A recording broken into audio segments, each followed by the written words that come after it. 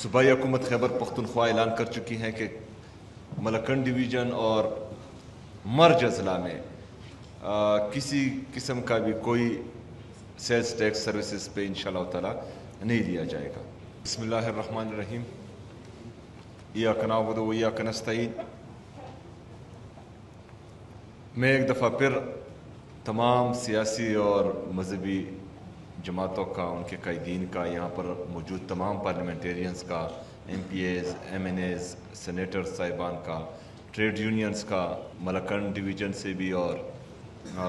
ہمارے مرج اضلاع سے بھی، اور ہر مکتبہ فکر سے لوگ جو یہاں پر آئے ہیں، ان سب کا شکریہ ادا کرتا ہوں کہ میرے کہنے پر آپ یہاں آئیں، اور یہ بہت خوش آئند ہے۔ خیبر پختونخوا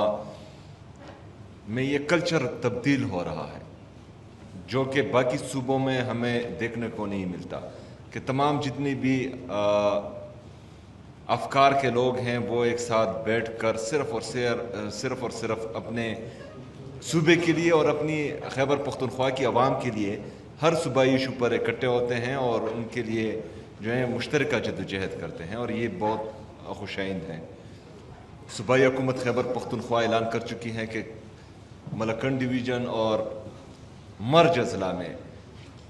کسی قسم کا بھی کوئی سیلز ٹیکس سروسز پہ انشاءاللہ تعالی نہیں لیا جائے گا۔ دوسرا،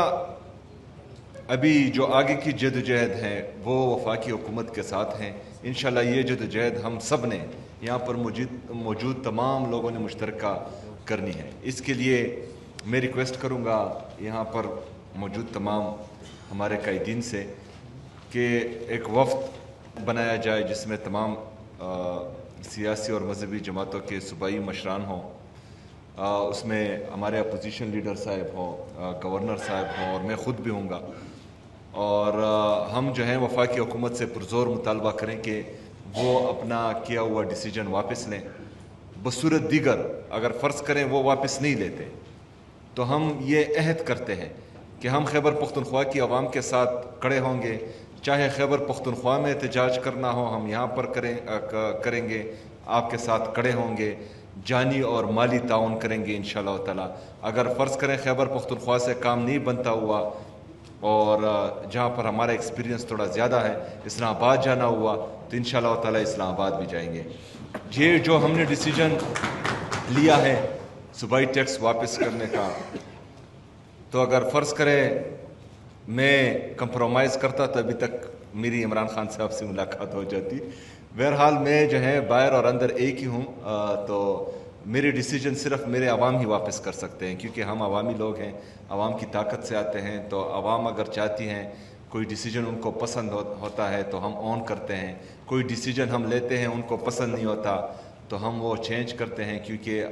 عوام ہی ہمارے لیے پریارٹی ہے، کوئی دوسرا شخص یا کوئی دوسرا ادارہ یا کوئی دوسری چیز ہمارے لیے کوئی معنی کوئی حیثیت نہیں رکھتی۔ اس کے ساتھ ساتھ کیونکہ یہاں پر ٹیکس کے ساتھ ساتھ امن و امان کی صورتحال پر بات ہوئی ہے، تو ہم نے ایک پروونشل ایکشن پلان بنایا ہے۔ ہم بار بار کہہ رہے ہیں کہ اس پروونشل ایکشن پلان پر اگر عمل درآمد ہوتا ہے تو خیبر پختونخوا میں زیادہ سے زیادہ 3-4 مہینوں میں امن آ سکتا ہے، لیکن بدقسمتی سے